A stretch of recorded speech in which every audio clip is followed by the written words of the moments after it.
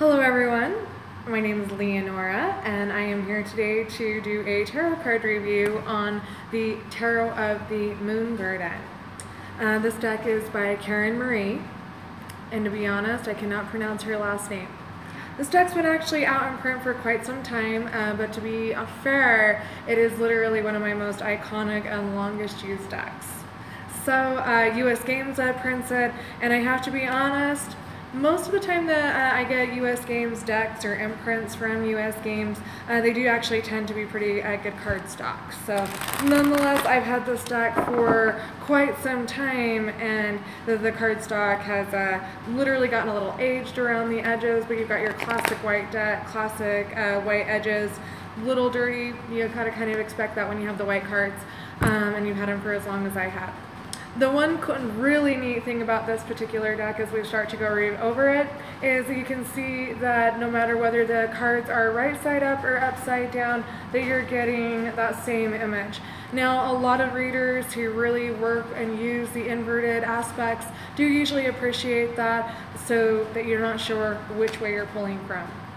Now, one thing that I really liked about this deck is whether you're a person who's been reading for many years or a person who's new to the system, it has a lot of your super iconic Rider-Waite style variances to the major and minor arcana.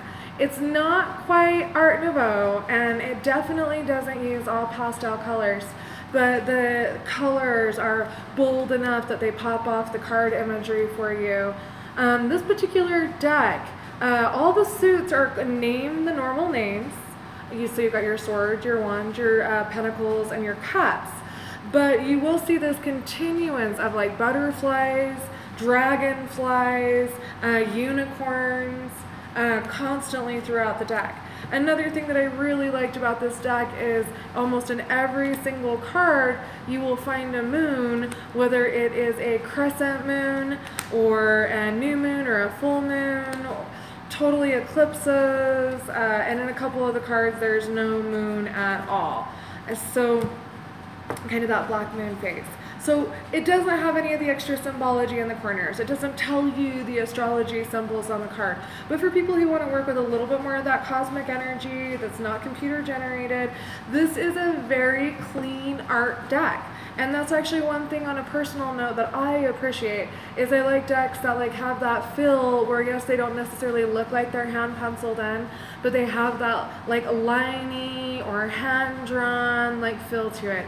Now, with all the computeration decks that are coming out, I will be on this channel reviewing many different styles of decks. I even have a couple that I have right now that have that very computer generated look to them, but also have that art flair to it. So as we add to the channel and whatnot, there'll be a lot more of that kind of stuff. So most of this deck in the Tarot of the Moon Garden really does reflect a lot of the iconic variances. Here in the Lovers card, you know, they're together, but yet there's something kind of separating. There's the angels, the snakes, the tree, the apple. You've got a lot of your iconic variances. I know some people complain to me about the Hierophant cards having the Catholic cross on top of the hat, and this particular card does not. So still holding true to a lot of the iconics. You will not lose any of your imagery or symbolism here on the Ace of Cups, just super beautiful. And that flow of water that you get here where it's kind of coming down to the lotuses is really what you get with a lot of this deck, that very flowy, that very inspirational modality. So even here with the Eight of Staves, sometimes this card seems too plain or too overdone, but you have the butterflies, you have the, the movement of staves that are kind of moving in a few different directions, you have the heart-shaped kind of, floral decor down in the background. There's a lot of variances of the classic meanings that a lot of people, when they're trying to especially start, teach, or want something that is very artistic but still holds true to a lot of the form that they're used to. That's why, again, this deck is really great for that. I definitely wanted to kind of point out those factors before I pointed out any of the other ones. So with this deck, I'd have to say that I get a lot of people who like this deck but a lot of people don't like the nature, don't like that it's outdoors, or don't like that it doesn't have additional symbolism. And for the most part, to me, those are pretty minor comments to be making about a card when you're trying to learn how to go above and beyond. So this does have a pretty fantastic devil card. It's holding true to the aspects of change and maybe like obligation, over obligation, things of that nature, but like really kind of holds that chain down there at the bottom and still kind of puts in the sexual variances with that beautiful little flower right there. So this is one where some people will see too much bondage in the devil card and too much sex related stuff, and other people will see too much like demonic or heavy imagery or heavy condemnations, and I do get a lot of comments from people on both variances.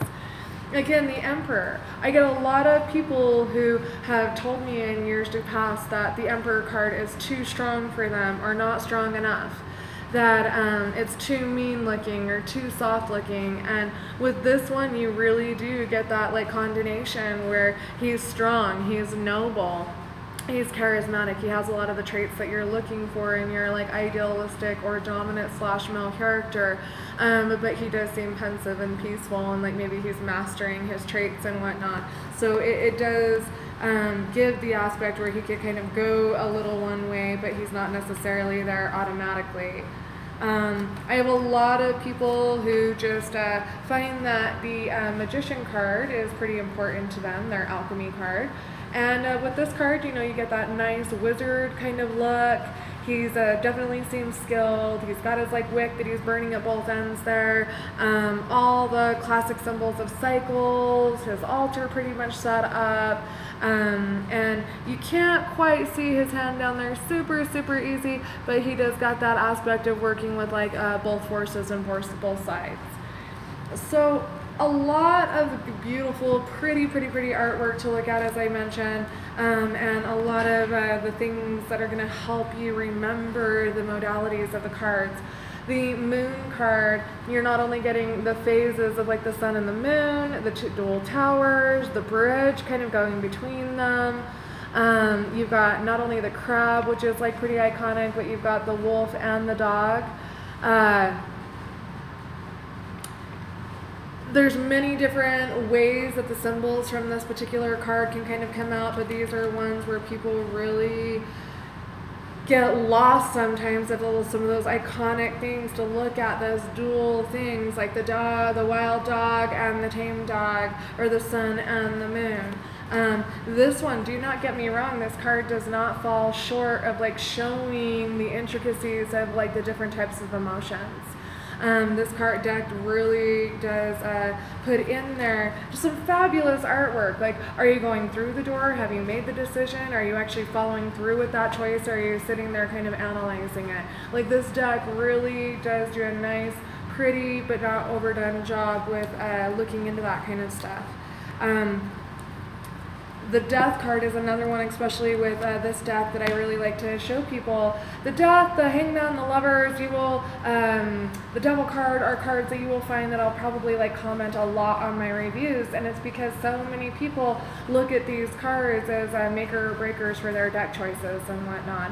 But this deck is beautiful, and even the Death card is just really well done. You have your phases down here, you have the hourglass here, you have kind of the dragon, the moon phase. There's lots of other things to kind of like bring up the aspects of transition versus the aspect of the almighty crashing and finishing of stuff. So I want to definitely come back and show quite a few other videos on other decks, but I really enjoy working with this deck. It is clear, it is easy to read with, it is simple as far as like as long as you spend time working with it and trying to get to know it, it is just a really great deck. You're looking at the classic card size though, so it's the rectangular, should fit in about your 4x6 boxes or bags.